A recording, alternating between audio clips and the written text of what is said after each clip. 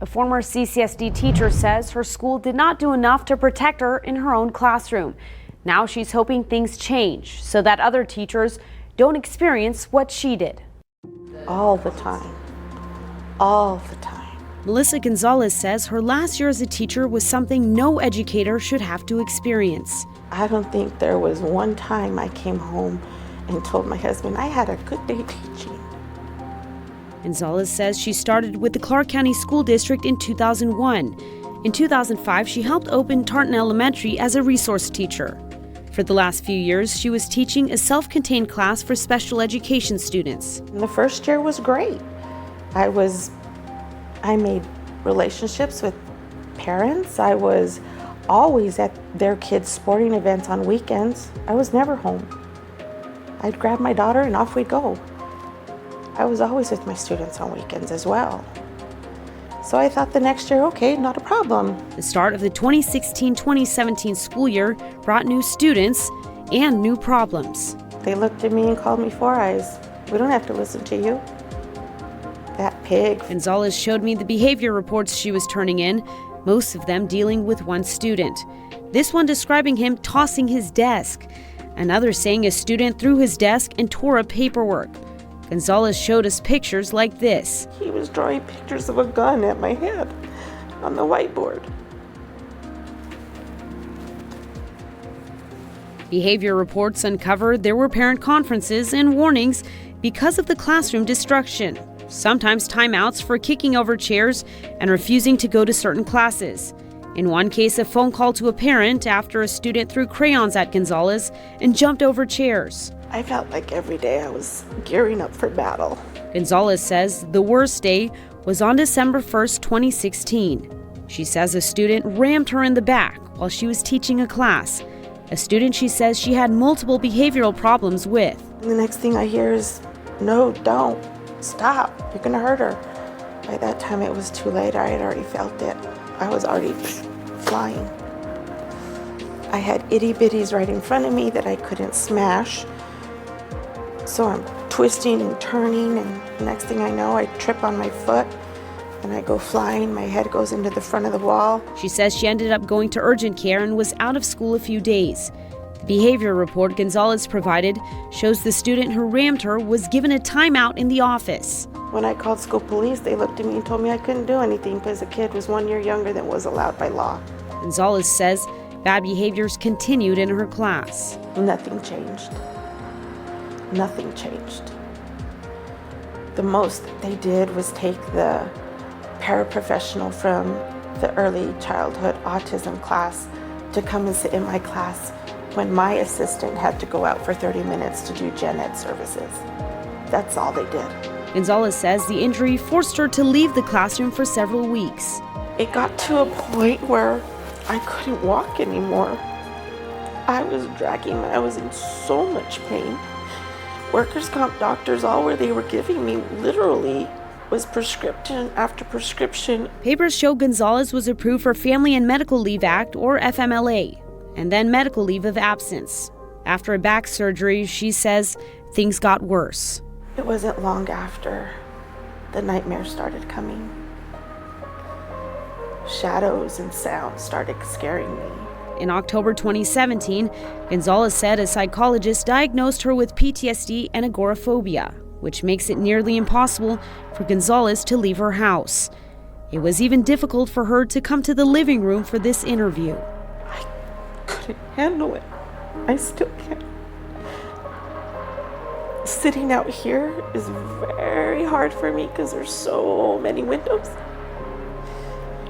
For the last year, I've been year and a half isolated to my bedroom. In December 2017, Gonzalez was approved for disability retirement from CCSD. What could have prevented this for you?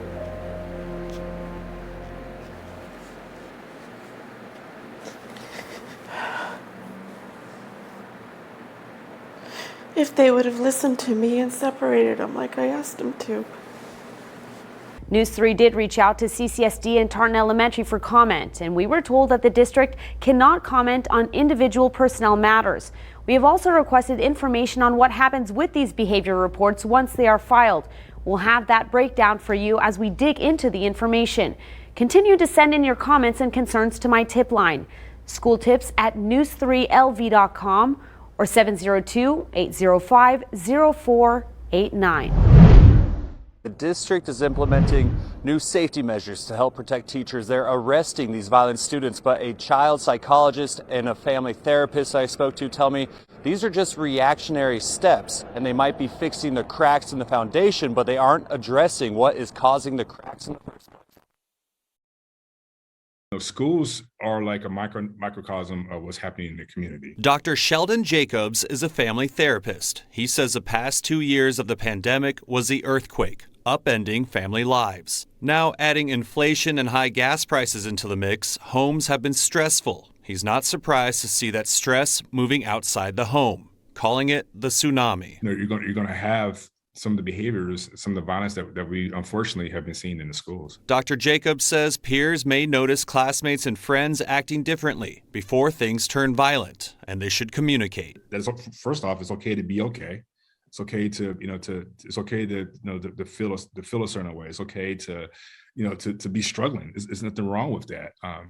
But what do we do with that? So I think the next step is, let them know that there's supports out there. A sentiment echoed by Dr. Matt Larson, a child psychologist. I asked him specifically about the cases we've seen in Clark County schools recently. Pulling a knife or pulling scissors or choking out a teacher to near death. I mean, what would you say to these kids? I get why you feel that way. And it doesn't matter how much you feel that way, you can't be violent. Violence is almost never the answer. It can be in defense, and very rarely is it the answer to fix a problem. Dr. Larson says there's no going back from violence, and Dr. Jacobs says to keep an eye on the signs. They're not able to function like in school like they used to be, so grades are down. Maybe they're getting in trouble behaviorally. Maybe they're not listening at home and exhibiting behavioral issues in the home as well. I think that's a sign that something underlying is going on and that they may need professional help. Now, Dr. Jacobs says there are resources out there like the professional help he just mentioned, or dialing 211, or these peer-to-peer groups like Hope Means Nevada that helps out students with other students. But he also recognizes there just aren't enough resources out there. And he does say, unfortunately, this uptick in violence we've been seeing in schools, he doesn't think it's going away anytime soon. The Cosmopolitan of Las Vegas is providing a safe space for those with special sensory needs. That includes people living with autism, PTSD, ADHD, dementia, and also young children in some cases.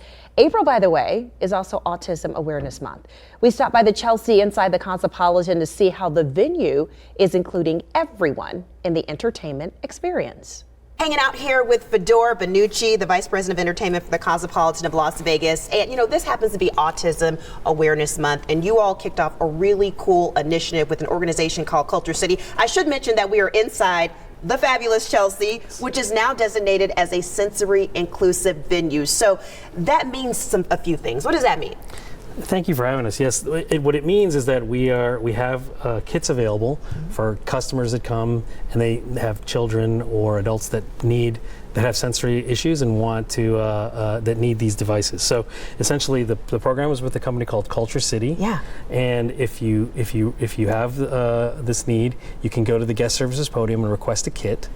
And we have a number of kits for our venue, and these are the items that are in the kit. Nice. So let's do a little show and tell of what's in the kit, because when you go to the guest services podium and you say maybe you have a loved one that has PTSD or has autism, or maybe a young child where the noise may be too much, you can request one of these bags, and then what is going to be in the bag? Let's do the show and tell. So the first part is you have all the kits that's in a backpack so that you can collect it and carry it easy to your seat. Sensory inclusive bag. Right. You have a pair of noise canceling headphones. Right. That comes in another bag.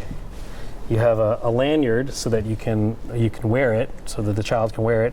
That way they can be identified if they want to go to the quiet room. And we'll talk about that in a minute too. Yeah. You have some fidget toys so that if they need something to occupy their hands, they have some toys to play with. And what I really like is this card, because sometimes you can't communicate what you're feeling when you have some of these sensory issues, but you can point and tell people how you're feeling. Correct. Right? It's called the feeling card, and it's listed different items and things that they want, so that if the child needs to point and they can't hear or they can't talk at that moment, they can tell their parent or guardian how they're feeling and what they want. And I like that because it says, I'm confused, I'm nervous, I'm tired, or I'm sad, or I'm frustrated. And then you can point to the item you want, like, I need headphones, or, you know, I need the fidget toys, which are here. I need a break. And then this is where this comes into play, because you can wear the lanyard and then go to what you call the quiet room, which is off to the venue. Correct. Yeah. There's a quiet room that we have that's adjacent to the venue, and if somebody needs it, they use that lanyard. The usher will let them inside,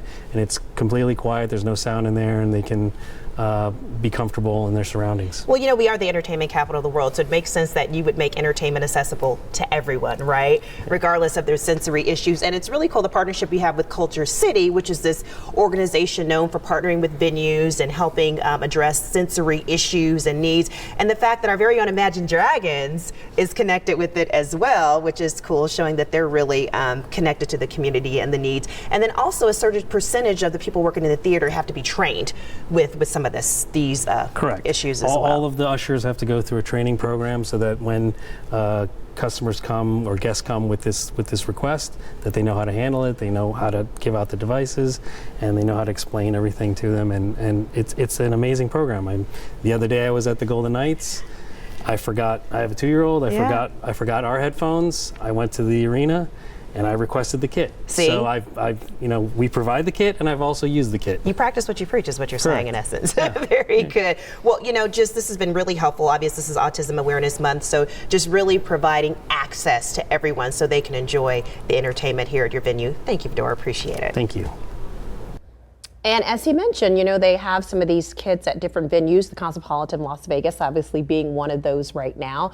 So really trying to take a step in terms of making the entertainment experience more inclusive. As I mentioned, they partner with an organization called Culture City for this effort, the nonprofit dedicated to raising awareness and acceptance of people with sensory needs.